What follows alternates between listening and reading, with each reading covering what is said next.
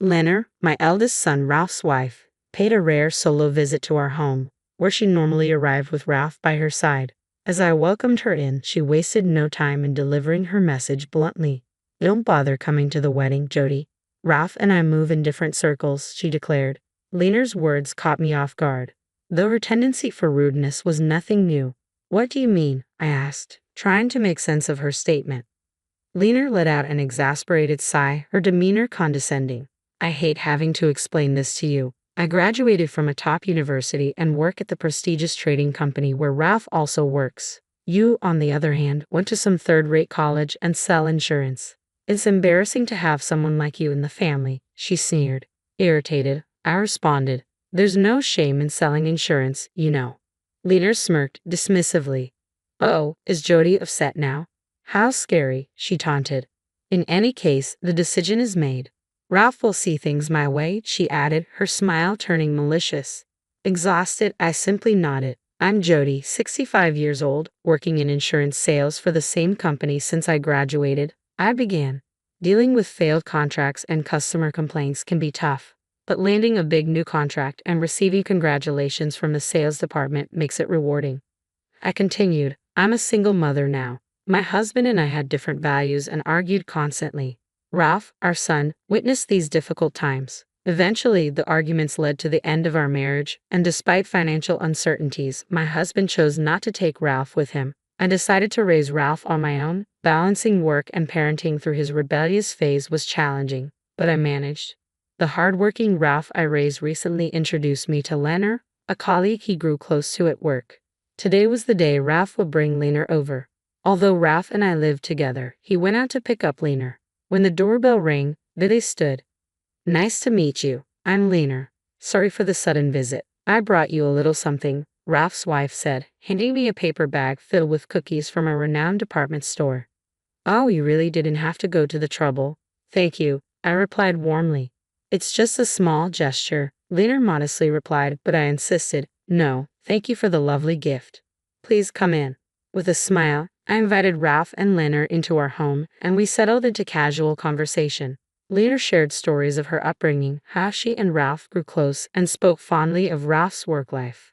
Then she curiously asked, "By the way, what do you do for work, Jody?" "I'm in insurance sales," I replied cheerfully. At that moment, I noticed a fleeting twist in Leonard's smile. Was I imagining it? I glanced at her again, but her expression had returned to normal. We continued our conversation and wrapped up the evening. That momentary look on Leonard's face lingered in my thoughts. What could it have meant? Since then, Ralph began bringing Leonard around more often as wedding preparations took center stage. With my ex-husband absent from the planning, I had to take on tasks my former spouse would have handled. This was expected since he had refused custody of Ralph. There was much to organize: speeches, responses to family inquiries, and more. I needed to start planning my remarks soon, despite my busy work schedule. Leonard's increasing visits left me with dwindling personal time, making every moment precious. As I pondered, Leonard continued with her questions. Suddenly, she began discussing her wedding dress.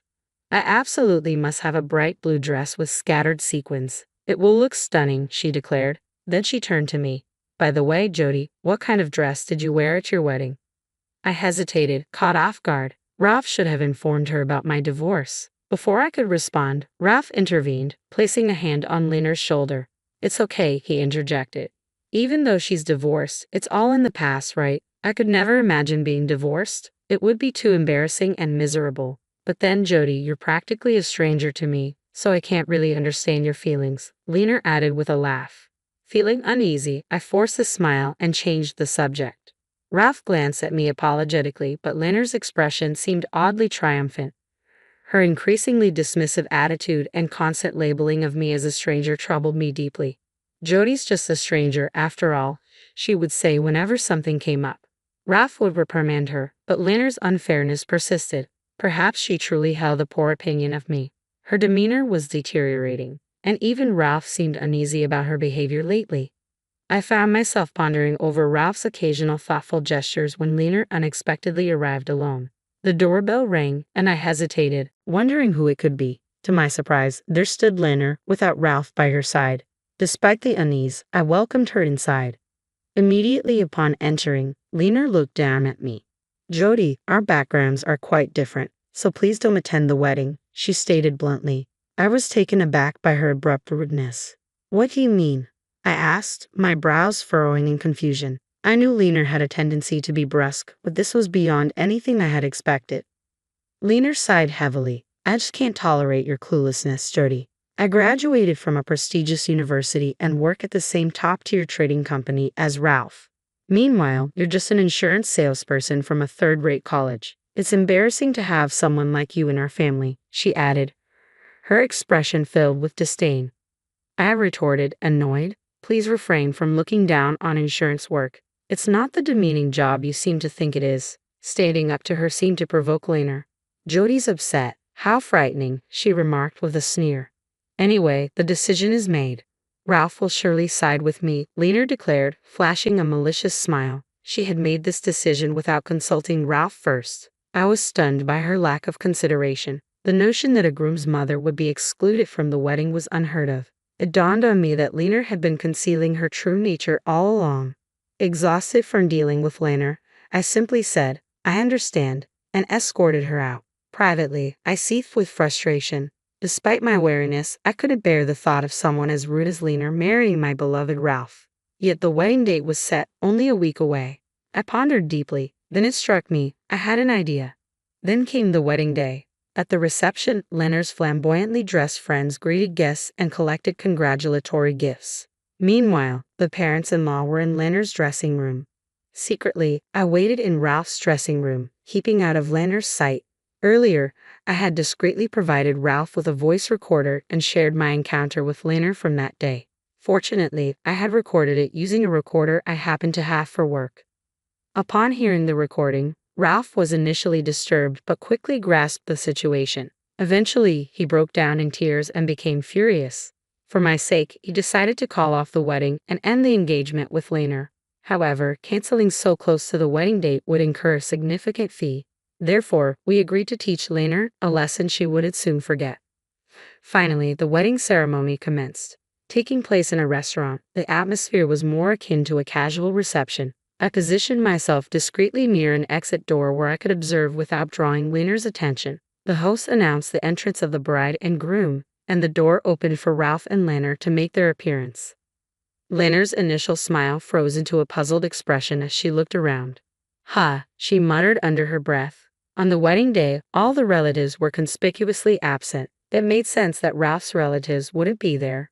Ralph and I had personally asked them not to attend. But Leonard's relatives were also missing. The seats designated for them sat empty, causing discomfort for the parents-in-law who scanned the room awkwardly, clearly perplexed by the situation. Even Leonard's friends appeared baffled, whispering among themselves as they noticed two entirely vacant tables. Sensing the tension, Ralph seized the microphone from the host and announced, "The wedding is canceled. Tonight, we'll simply enjoy a dinner party instead." His laughter filled the room. "What?" Leonard exclaimed in disbelief. But Ralph wasn't finished with his message to her. Amidst the chaos that ensued, he continued, "Today was meant to be my wedding day with Leonard by my side. However, Leonard has consistently treated my mother as a stranger and has been disrespectful to her. She even demanded that my mom not attend today's wedding. Here's the proof." Then, the audio recording from that day filled the hall. "Don't come to the wedding because Jody and I are from different social classes." Leonard's disdainful laughter echoed through the room alongside her words. Leonard's parents, Hugh and Tiana, seemed shocked upon hearing the reason for my absence from the wedding. They turned to Leonard with shaken voices, asking, "Leonard, what is this about? Surely this isn't true. You wouldn't say such hurtful things, would you?" Their faces displayed a mixture of confusion and anger as they confronted Leonard, who stood frozen in her wedding attire, her face drained of color. Ralph calmly addressed Leonard. "Do you now understand why this has happened?" Leonard, visibly distressed, snapped back defensively, "How should I know?" The parents-in-law were too overwhelmed by the unfolding situation to respond.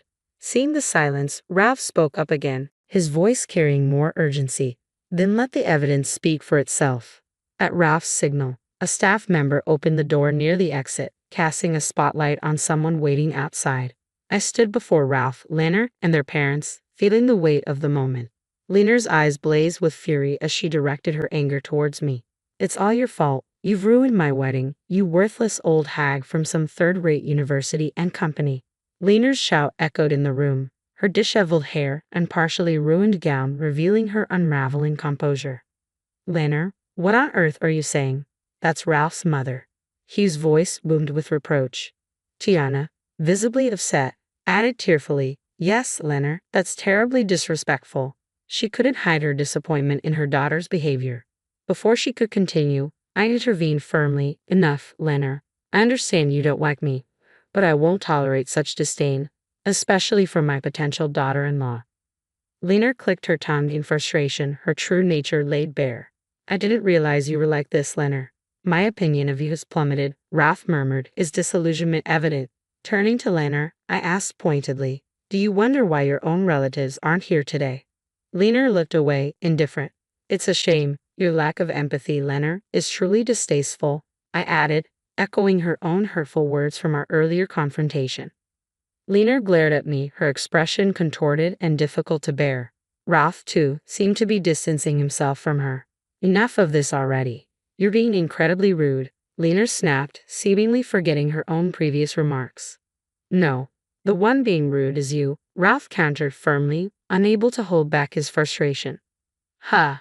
I sighed in exasperation before explaining. Actually, all of Lena's relatives are my clients. I spoke to them and asked them not to attend. Did you know, Lena, you once looked down on me as an insurance salesperson from a third-rate company?